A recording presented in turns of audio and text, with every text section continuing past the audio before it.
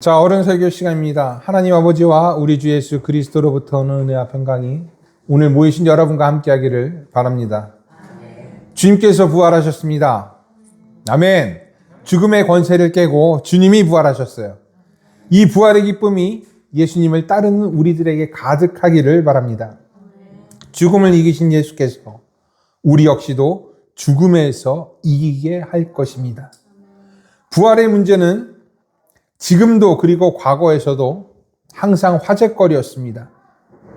죽은 자가 다시 살아날 수 있느냐라는 문제는 과학이 급속히 발전된 지금도 이성적으로는 맞지 않은 이야기입니다. 가끔 미래를 다루는 SF 영화를 보면 다른 육체의 뇌를 이동시키는 방법으로 생명을 이어나가는 사람들이 등장합니다. 또는 이렇게 뇌를 데이터화해서 컴퓨터에 저장해 놓고 새로운 육체를 만들어서 집어넣는 방식으로 영생을 하는 방법이 나와요. 참 그럴듯해 보이지만 실상 과학적으로는 불가능한 이야기입니다. 저도 과학은 잘 몰라요. 하지만 우리의 몸은 수백억 개, 수조 개의 뉴런이라는 신경세포로 구성되어 있고 시냅스라는 접합 부분을 통해서 전기, 화학, 전기의 변화 방식으로 이 뇌가 신체를 조정한다고 합니다. 여러분 무슨 얘기인지 알겠어요? 모르겠죠? 엄청 복잡하다는 그러한 이야기입니다. 만에 하나 이런 수백억 개의 신경세포와 뇌와 신경세포로 뇌와 새로운 신체를 다 이어낸다 해도 이것이 새로운 몸에 적응할 수 있는지는 그때 가서 또 따져봐야 되는 일이에요. 굉장히 어려운 일입니다. 거의 불가능한 일이에요. 그래서 죽은 자의 부활, 사람이 다시 살아난다라는 것도 과학적으로, 그 이성적으로는 사실상 불가능하다라고 과학자들은 말합니다. 자, 하물며 2000년 전에는 어땠을까요? 지금처럼 과학조차도 발전되지 않았던 과거에서의 부활은 말 그대로 꿈도 꿀 수 없는 일이었을 겁니다. 그래서 하나님을 믿는 유대인들 사이에서도 이 부활의 문제는 늘 논쟁거리, 화두였습니다. 유대인들 중에 사두개파에 속하는 사두개인들은 부활을 믿지 않았습니다. 사두개는요, 제사장 계열의 사람으로서 당시 상위층에 속했던 종교 귀족들이었어요. 소위 지식인들이었습니다. 그들은 성경 중에서 모세 오경만 자기의 성경으로 받아들였어요. 그러니까 즉 창세기, 출애굽기, 레위기, 민수기, 신명기만을 내 성경으로 받아들였습니다. 그리고 모세 오경 중에서는 부활의 가르침은 없다라고 말하면서 야, 부활 말하는 사람들 그거 어리석은 사람들이야 라고 비난했습니다. 그들은 또한 천사의 존재도 부정했는데 그 이유 역시도 모세 오경에는 이 천사에 대해 쓰여져 있지 않기 때문이었어요. 이런 그들에게 예수께서는 그들이 믿는 모세오경으로 부활에 대해서 말씀하세요. 그것이 누가복음 20장 37에서 38절에 나와 있습니다. 여기 한 목소리로 한번 읽어볼까요? 죽은 자가 살아난다는 것은 모세도 가시나무 떨기에 관한 글에서 주를 아브라함의 하나님이요 이삭의 하나님이요 야곱의 하나님이시라 칭하셨나니 하나님은 죽은 자의 하나님이 아니요 살아있는 자의 하나님이시라. 하나님에게는 모든 사람이 살았느니라. 아멘. 사두개인은 부활이 없다고 했습니다. 하지만 하나님은 모세에게 과거 조상들의 이름을 하나씩 밝히면서 자신이 그들의 하나님이라고 말씀하셨습니다. 모세에게 밝힌 조상들은 모세의 시대에는 이미 죽은 지 오래된 사람들이었어요. 그런데 왜 하나님께서는 죽은 자의 이름을 말씀하시면서 자신이 그들의 하나님이라고 소개한 걸까요? 그것은 그들이 하나님 안에서는 살아있었기 때문입니다. 하나님은요, 생명의 근원이십니다. 그렇기 때문에 하나님 안에는 죽은 자가 있을 수가 없어요. 제가 조금 전 어린이 설교에서 죽음이 어디로부터 왔다고 말씀드렸죠? 맞아요. 죄로부터 왔습니다. 그런데 하나님이 말씀하신 조상들을 죽은 자라고 생각한다면 하나님 안에도 죽음의 시초인 죄가 있다라는 말이 됩니다. 그렇죠. 하나님이 모세에게 자신을 죽은 자의 하나님으로 소개했기 때문에 그래요. 이미 이 세상에 없는 자의 하나님이라고 소개했기 때문에 그렇습니다. 그래서 예수님께서는 모세에게 그렇게 하나님이 자신을 소개한 것을 딱 두고 하나님은 죽은 자의 하나님이 아니다 라고 말씀하시는 거예요. 살아있는 자의 하나님이다 라고 말씀하신 것입니다. 하나님 안에서 아브라함과 이삭과 야곱 모두가 살아있다라는 말씀이었고, 그래서 하나님은 그들의 이름으로 자신을 모세에게 소개하셨다라는 것이에요. 그리고 이것이 부활의 증거다 라고 사두개인에게 말씀하십니다. 그렇기 때문에 사두개인이 어떻게 했을까요? 말 한마디도 못하고 반박 하나 못하고 물러간 것입니다. 과거 사두개인들처럼 지금도 부활을 부정하는 사람들이 많이 있습니다. 어떻게 죽은 자가 다시 살아날 수 있느냐? 어떻게 시체가 벌떡 일어설 수 있느냐라는 거예요. 과학적으로, 이성적으로 맞지 않다 라고 말합니다.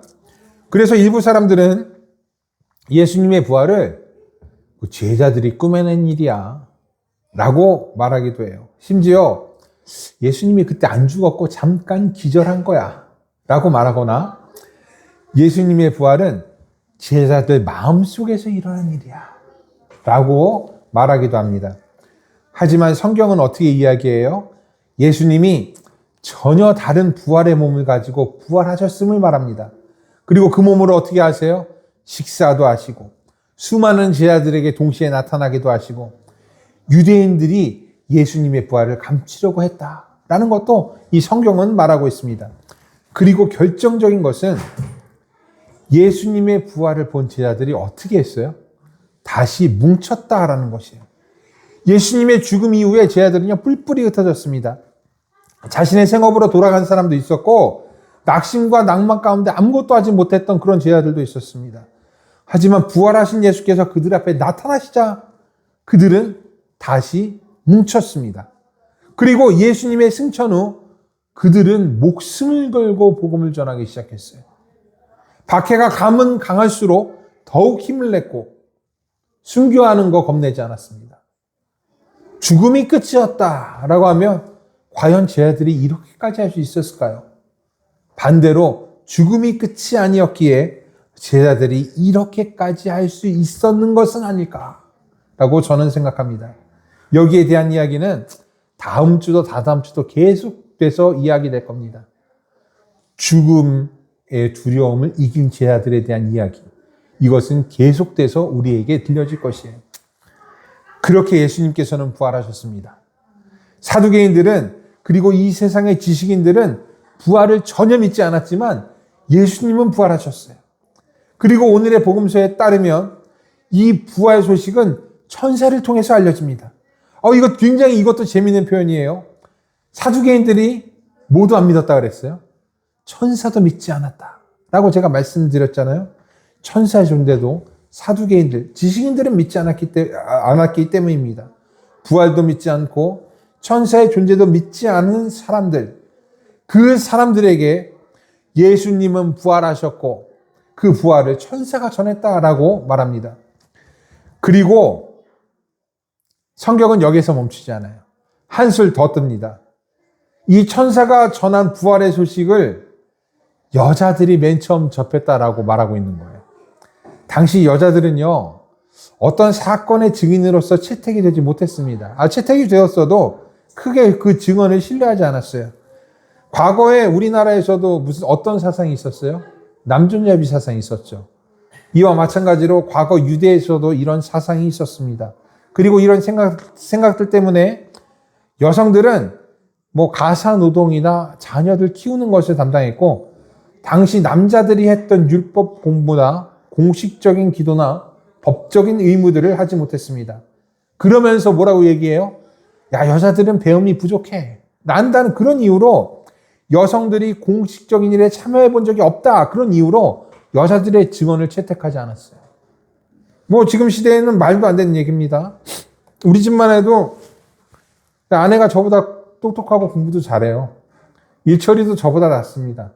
그래서 집안에 모든 일들을 아내가 다 이끌어가요. 그래서 저는 뭐 하냐?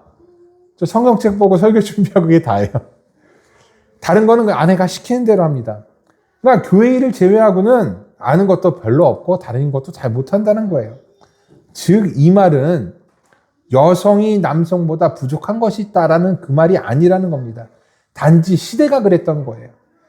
단지 당시는 모든 기회나 권리들이 남성들에게 있었고 여성들은 그 기회를 갖지 못했다라는 거예요. 그런데 예수님은 어떻게 하셨어요? 당시에 그 아무런 권리를 갖지 못한 여성들에게 대해서 다르게 대하셨습니다. 대표적인 게 어떤 이야기냐면 나사로의 동생 마리아의 이야기입니다. 예수님께서 나사로의 집을 방문했을 때 마리아는 언니 마르다를 따라서 주방에서 일하지 않았어요. 당시 여성이라면 손님 접대를 위해서 가상응급을 하는 것이 당연했을 텐데 마리아는 예수님 옆에서 말씀을 들었습니다. 다른 유대 남자들이 율법 공부를 했던 것처럼 예수님 곁에서 복음에 대한 공부를 했던 거예요. 그리고 예수님은 이를 보고 이렇게 말씀하셨어요. 마리아는 이 좋은 편을 택하였으니 빼앗기지 아니하리라 라고 예수님은 말씀하셨어요. 당시 세상은 여성들을 남성들보다 낮게 봤지만 예수께서는 여성과 남성을 동등하게 보신 것이에요. 그리고 그런 여성들을 통해서 오늘의 복음서는 예수님의 부활을 전합니다. 만일 제 아들이 예수님의 부활을 꾸며낸 것이었다면 제 아들은 천사도 언급하지 않았을 것이고 그 증인으로 여자들을 택하지도 않았을 것입니다. 당시에 권위 있는 사람들, 이런 사람들 내세워서 야 봐라 이런 사람들이 예수님의 부활을 봤다라고 고했을 것이에요. 적어도 예수님을 따르는 제자 중에 니고데모, 아리마대 사람 요셉 이런 사람들 내세워서 예수님의 부활을 전했을 것입니다. 하지만 첫 번째 부활의 증인들은 여자들이었습니다. 사도들도 아니었어요. 베드로도 야고보도 요한도 아니었습니다.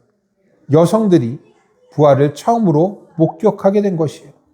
이는 그리스도의 부활이, 예수님의 부활이 세상 방식 따르지 않는다라는 것을 말합니다. 전혀, 조금도 세상에 부합되는 거 조금도 하지 않겠다라는 것을 이 부활이 말해주고 있어요. 게다가 여성들이 예수님 무덤 찾아왔을 때 이미 무덤을 가로막고 있는 돌이 어떻게 됐어요? 치워져 있었어요. 제가 저기 사진 하나 보여드리겠습니다. 이 사진은 고고학자들이 발견한 거, 이스라엘 고고학자들이 발견한 1세기 무렵의 무덤과 무덤 입구의 돌입니다. 하나는 원반 모양으로 되어 있죠. 저 왼쪽에 있는 건. 오른쪽에 있는 거는 사각형 모양으로 되어 있습니다. 그러니까 마태, 마가, 누가복음은 예수님의 무덤을 그 원반의 돌이 가로막고 있었다라고 말하고 있고, 요한복음은 사각형 모양의 무덤의 돌을 표현하고 있어서 제가 한번 둘 다 가져와 봤습니다. 예수님의 무덤을 가로막고 있는 돌이 어떤 모양이든 어떻게 그 입구를 막게 되었든 이게 중요한 게 아니죠. 중요한 것은 예수님이 부활 때 이 돌들이 옆으로 치워져 있었다라는 겁니다. 여러분, 이 사진에 보이는 돌들이 어때 보이세요? 가볍게 보이세요? 학자들에 따르면 이 무덤을 가로막은 돌은요 1톤에서 2톤 사이라고 합니다. 힘센 남성들이 도구 가지고 옮겨도 대여섯 명, 많게는 10명까지도 필요할 것입니다.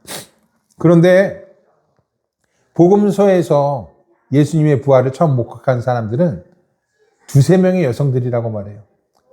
예수님이 부활하지 않으셨다면 이 여성들이 이 돌을 치웠을 것인데 과연 여자들이 돌을 옆으로 치워낸 힘이 있었을까요? 없지요. 며칠 전의 일이에요. 아내가 물뚜껑을 따다가 콜라 뚜껑인가 그걸 따다가 못 따는 거예요. 그리고 중학교 1학년 때 우리 큰아들한테서 주는 거예요. 따라 훅 따요. 여성들의 힘은 중학교 1학년 남성들보다 약합니다. 네. 부활이 아니고서는, 천사가 아니고서는, 하나님의 능력이 아니고서는 무덤의 돌을 옆으로 치울 수도 없었을 거예요. 이처럼 성경은요, 우리의 세상 속에서 부활이 일어났다라는 걸 갖다가 계속해서 여러모로 말해주고 있습니다. 천사들을 통해서, 여성들을 통해서, 무덤의 입구에 돌이 치워졌음을 통해서 우리에게 주님의 부활을 알려주고 있어요. 하지만 세상의 방법을 따라서 우리에게 가르치려고 하지 않습니다. 과학적으로나 이성적으로 그렇게 주님의 부활을 말하지 않아요. 그럴듯한 증인을 내세워서 증언하게 하지도 않고 무엇을 꾸미려 하지도 않습니다. 오직 하나님의 방법으로, 오직 하나님의 신비로 부활을 말합니다. 이것은 주님의 부활에 대한 이해가 오직 믿음에 있다라는 걸 말하는 거예요. 부활 이해하려면, 부활 받아들이려면 믿어야 한다라는 것을 말하고 있는 것입니다. 그래서 사도 바울은 고린도전서 1장 18절부터 21절에 이렇게 얘기해요. 우리 함께 읽어볼까요? 좀 길지만. 십자가의 도가, 시작. 십자가의 도가 멸망하는 자들에게는 미련한 것이요 구원을 얻는 우리에게는 하나님의 능력이라. 기록된 바 내가 지혜 있는 자들의 지혜를 멸하고 총명한 자들의 총명을 폐하리라 하였으니 지혜 있는 자가 어디 있느뇨? 선비가 어디 있느뇨? 이 세대의 변사가 어디 있느뇨? 하나님께서 이 세상의 지혜를 미련케 하신 것이 아니뇨? 하나님의 지혜에 있어서는 이 세상이 자기 지혜로 하나님을 알지 못하는 고로 하나님께서 전도에 미련한 것으로 믿는 자들을 구원하시기를 기뻐하셨도다. 아멘. 믿음이 아니면 부활을 이해할 수 없습니다. 이성적으로나 합리적으로나 그리고 과학적으로나 주님의 부활에 다가설 수가 없는 거예요.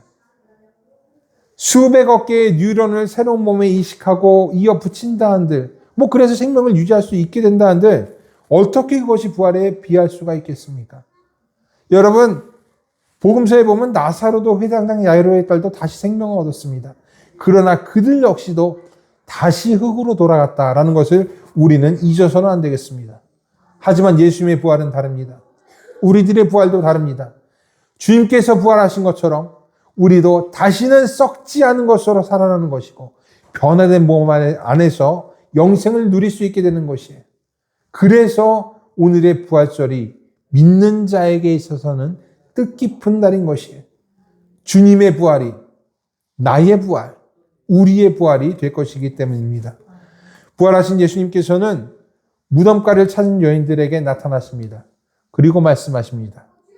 평안하냐? 너희들 평안하냐? 라고 말씀하세요. 이 평안의 인사가 언제나 여러분과 함께 하시기를 바랍니다. 그리고 이 세상에서 육체적으로 또 심적으로 고통받는 사람들과도 함께 하기를 바랍니다. 그리고 죽음을 앞두고 떨고 있는 사람에게도 사랑하는 사람을 잃고 일상의 의욕을 잃어버린 사람들에게도 함께 하기를 바랍니다. 주님께서 부활하셨습니다. 그리고 우리에게 말씀하십니다. 평안하냐? 이 평안의 인사가 부활절을 맞으신 저와 여러분들에게 함께 하기를 주님의 이름으로 축복합니다. 모든 지각에 뛰어난 하나님의 평강이 그리스도 예수 안에서 여러분의 생각과 마음을 지키실 것입니다. 기도하겠습니다.